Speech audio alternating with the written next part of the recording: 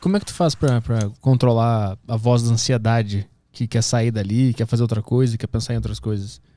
Você já teve ansiedade e notou tua frequência respiratória? Raramente o teu corpo... Nosso corpo ele é muito sábio. Existem 2 grandes sistemas que controlam o nosso corpo no ponto de vista da chave de controle neurológico mesmo. O sistema voluntário, que a gente controla, que aí você mexe o bíceps, mexe o tríceps, levanta a perna. E o sistema involuntário, que a gente não controla. Desse sistema involuntário, existe uma chave que chama-se sistema nervoso autônomo, que é um sistema nervoso que controla muita coisa que você não faz ideia. Por exemplo, o tônus da tua pele, quanto de sangue tem na tua pele, quanto sangue tem no seu intestino agora, como está a dilatação da sua pupila, como está a tua produção de saliva, como está teu batimento cardíaco, como está a tua frequência respiratória, tudo isso controlado por um sistema que você não está pensando, você nem tem como controlar. Eu quase tive um piripaque agora, porque tu foi listando todas e ele entrou e deu uma bugada nesse sistema aqui. Esse sistema, ele é vulnerável, né? Mas em geral você não controla, ele te controla. Uhum. Então, existe uma coisa só que ela é controlada pelos 2 sistemas, tanto o voluntário quanto esse sistema nervoso autônomo. Só existe uma chave para você entrar nesse bunker, que é um bunker fechado do sistema nervoso autônomo. É um bunker que ninguém entra. É um bunker de um sistema que ele foi feito para luta ou fuga, para digestão, para relaxamento. Ele foi feito para situações padrões do dia a dia que ele vai lendo o teu corpo e vai funcionando. Então, se você sair daqui, sair andando rápido e descer a escada, você vai ter um aumento na sua frequência cardíaca e na tua frequência respiratória. Você não pensou para fazer isso. Uhum. O sistema ele funciona, ele vai ler tua dosagem de gás carbônico, principalmente no gás carbônico, não é tanto oxigênio quanto a gente pensa. Ele vai ler o gás carbônico, existem centros aí de quimioceptores, vão ler, putz, o gás carbônico aumentou, cara, vamos aumentar a frequência cardíaca desse cara, vamos aumentar a frequência respiratória, isso tudo é automático. Uhum. E só existe uma maneira, uma chave que você pode entrar nesse sistema e falar assim, eu quero que esse sistema vá para esse lado ou para aquele. E essa chave chama-se respiração. Se eu falar para você agora, prende o ar por 10 segundos, você vai prender. Se eu falar agora, respire em 5 segundos, você vai expirar em 5 segundos. Então você consegue controlar a tua respiração pelo sistema voluntário, mas ela é controlada também pelo autônomo. Uhum. Só que olha que loucura.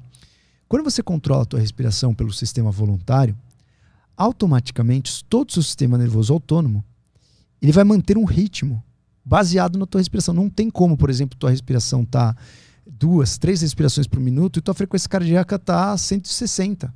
Não tem como. Uhum. Então você sempre segue aí um trilho do trem, uma proporcionalidade, um ritmo. Então aí você me perguntou, cara, mas teria como, né? Eu né, não sentir essa ansiedade? Tem. Se você respirar, você não vai sentir. Se você respirar e acalmar a tua respiração e saber manipular o seu sistema nervoso autônomo através da sua respiração, ela vai entrar nesse bunker, abrir a portinha desse sistema fechado e falar, cara, agora é hora de acalmar, galera. Tu assume o controle agora do é hora sistema. de acalmar. E a ansiedade, na verdade, ela é, né, um efeito colateral da gente ter ganhado a nossa timeline, né, na evolução. Quando a gente ganha uma área muito feliz no nosso sistema nervoso, que chama-se córtex pré-frontal, é uma área onde a gente consegue planejar, onde a gente consegue caminhar na timeline e falar assim, cara, eu vou aprender com o meu passado e vou planejar o meu futuro. Putz, eu já vi que teve pandemia no passado, a galera que teve carnaval e réveillon aumentou a pandemia, então eu vou tentar ir para um lugar que não seja tão cheio. Enfim, você pode planejar teu futuro do jeito que você quiser. Você vai caminhar no tempo, você vai ver o que aconteceu ontem e se planejar o que vai acontecer amanhã. A partir do momento que a gente ganhou isso da evolução, a gente ganhou uma capacidade de, né, caminhar na nossa timeline e principalmente caminhar para frente. Quando você caminha para frente na timeline, você vai desenhar, como a gente falou na questão política, desenhar vários tipos de futuros. Só que, ao mesmo tempo, nós temos um sistema um pouco mais primitivo, que é um sistema automático de alarme.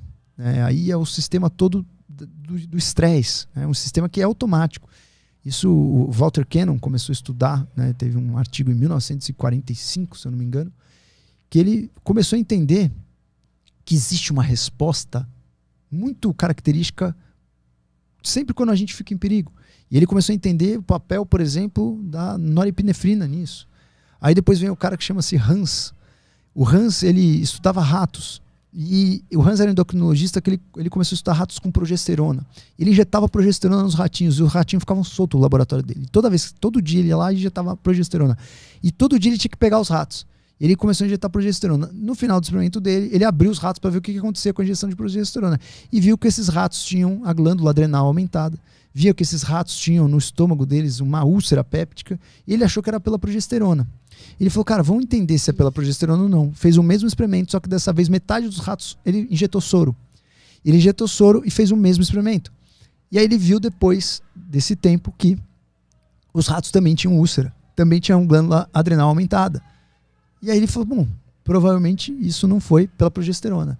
E aí ele descobriu e narrou a resposta ao estresse. Então, nós temos aí a junção do Cannon com Hans, descobrimos uma resposta que chama-se estresse. E o estresse é uma resposta automática para um perigo que você tem que enfrentar. Existe um porquê você ter o estresse, né? Você libera glicocorticoide, libera norepinefrina para você poder lutar, para você poder lidar com o estresse, sentir menos dor, para você estar com todo o sangue no teu músculo e sair o sangue da pele, sai o sangue do intestino, vai o sangue para o músculo. Existe uma resposta que vai otimizar o teu sistema no caso de uma luta ou no caso de uma fuga. E aí o Hans também contribuiu falando as fases do estresse, né? Você tem primeiro a fase do estresse, que é o alarme, depois você tem a resistência e depois você tem a exaustão. E aí ele descreveu essas fases. Então, quando a gente ganhou esse sistema ele veio mais primitivo, esse sistema é um sistema automático, nós tivemos um bug aí no sistema. Porque é o seguinte, ao mesmo tempo que eu tenho um alarme para o estresse, que é um alarme que ele liga toda vez que eu tenho que lutar ou fugir, dessa vez o Papai do Céu nos deu uma timeline. Eu posso imaginar vários futuros. Quando você junta as duas coisas, agora eu posso imaginar um futuro e ter uma resposta do estresse verídico, como se eu precisasse lutar só com a imaginação. Então isso foi um bug do sistema, que a gente não corrigiu ainda. Então eu posso imaginar amanhã o meu outro candidato ganhando e eu vou ficar tenso. Mas e quando isso vira crônico, quando a pessoa não está imaginando conscientemente algum cenário e mesmo assim está estressada ou ansiosa, né? Porque tem alguma parte da mente que está trabalhando automaticamente sozinha, imaginando esse cenário sem que eu saiba. Isso seria o estresse crônico, a ansiedade crônica? Não, na verdade, você não está fazendo isso de forma voluntária, mas ela está na sua consciência. Se você parar para deitar ali, você vai sentir medo de várias coisas. Isso que faz um bom terapeuta, né? Ele vai tentar descobrir isso. Tirar o que está acontecendo, o que está pensando, que tu não sabe. Exatamente. Né? Então virou automático o negócio, né? Não digo automático, né? Ele está ali na tua cognição, só que você não consegue ter acesso a isso, né? Ele está na tua cognição, está ali. Mas por que ele está pensando em coisas e se defendendo desse futuro? Ele está tentando antecipar para você sobreviver, falando, cara, vou pensar em todas as hipóteses que eu não posso ficar sem isso, não posso ficar sem aquilo. E se amanhã chover? E será que eu levo o guarda-chuva? Cara, e se amanhã fizer sol? Será que eu saio de blusa? Óbvio que a gente pegou situações rotineiras, mas, cara, e se amanhã você não tiver mais podcast? Se o podcast acabar? Então, enfim, tem várias situações que você vai ficar imaginando e o tempo inteiro. E aí vai basear muito, assim, como é a tua alquimia? A tua alquimia é mais para o momento presente ou a tua alquimia é mais sempre para pensar no momento futuro? Por isso que vale a gente implementar no nosso dia a dia sempre práticas de rotina para estar no momento presente. Aí, assim, sempre aquela história, né? Entre o que vai diferenciar o remédio e o veneno é a dose. Então, muitas pessoas também querem estar só no momento presente, né? Vou imaginar uma pessoa que não para de usar drogas, por exemplo, para esquecer. Ela quer sempre estar naquele momento presente, aquela recompensa presente. Esquece o momento. Então, assim, uma coisa que eu sempre falo, o momento futuro, ele foi um presente que a gente ganhou da evolução. Não dá para você simplesmente negar o momento futuro e falar, não, você tem que viver o presente, esquece o futuro. Não é assim. A gente ganhou o futuro para estar aqui.